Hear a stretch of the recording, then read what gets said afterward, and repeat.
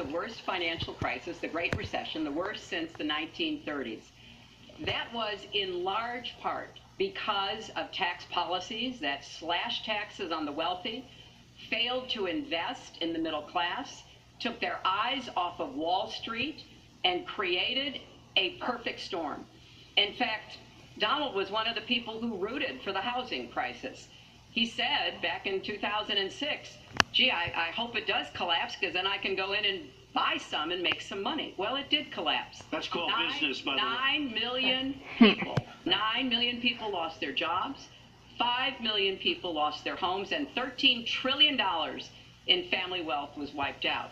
Now, we have come back from that abyss, and it has not been easy. So we're now on the precipice of having a potentially much better economy, but the last thing we need to do is to go back to the policies that failed us in the first place. I think Donald's getting mad. Independent experts have looked at what I've proposed and looked at what Donald's proposed, and basically they've said this, that if his tax plan, which would blow up the debt by over $5 trillion and would in some instances disadvantage middle-class families compared to the wealthy, were to go into effect, we would lose 3.5 million jobs and maybe have another recession. They've looked at my plans and they've said, okay, if we can do this, and I intend to get it done, we will have 10 million more new jobs because we will be making investments where we can grow the economy. Take clean energy. Some country is going to be the clean energy superpower of the 21st century. Donald thinks that climate change is a hoax perpetrated by the Chinese. I think it's real. I did not. Science is real. I do not say that. And I think it's important that we grip this and deal with it, both at home and abroad. And here's what we can do.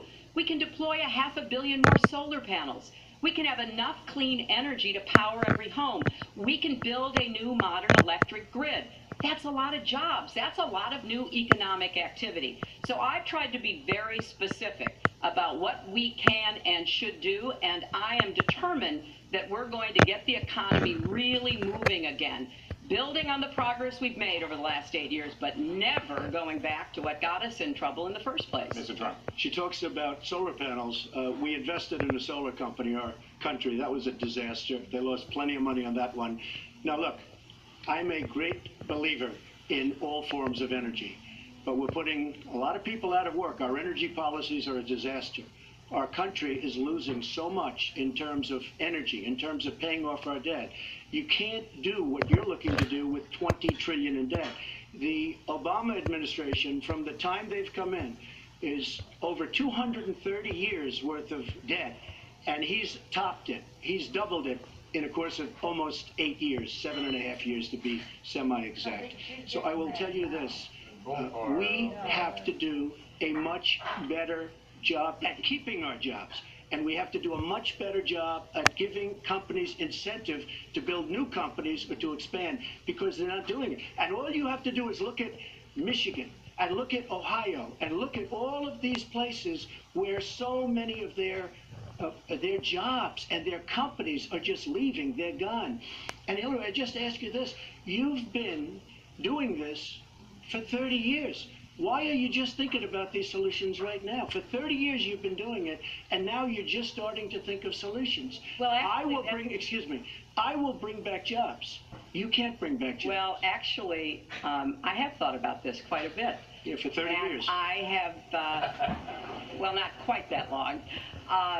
I think my husband did a pretty good job in the 1990s. I think a lot about what worked and how we can make it work again. Well, he approved 3 million new jobs, a balanced budget, which is the single worst trade deal ever approved in this country. Incomes went up for everybody. Manufacturing jobs went up also in the 1990s, if we're actually going to look at the facts.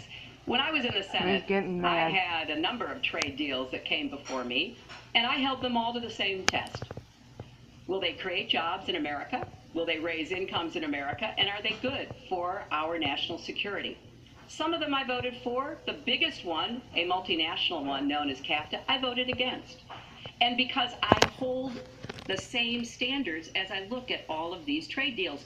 But let's not assume that trade is the only challenge we have in the economy.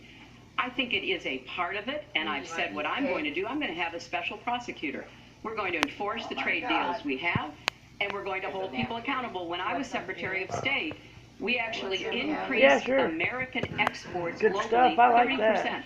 We increased them to China 50%. So I know how to really work to get new jobs and to get exports that help to create more new jobs. Burke, well, you haven't done it in 30 years or 26 years. Well, I've been a senator. You haven't done it. And I have been a Secretary of State, and I have Your husband signed NAFTA, which was one of the worst things that ever happened to the manufacturing industry. That is your opinion. You go to New England, you go to Ohio, Pennsylvania, you go anywhere you want, Secretary Clinton, and you will see devastation where manufacturing is down 30, 40, sometimes 50%. NAFTA is the worst trade deal maybe ever signed anywhere, but certainly ever signed in this country. And now you want to approve Trans-Pacific Partnership. You were totally in favor of it. Then you heard what I was saying, how bad it is, and you said, I can't win that debate.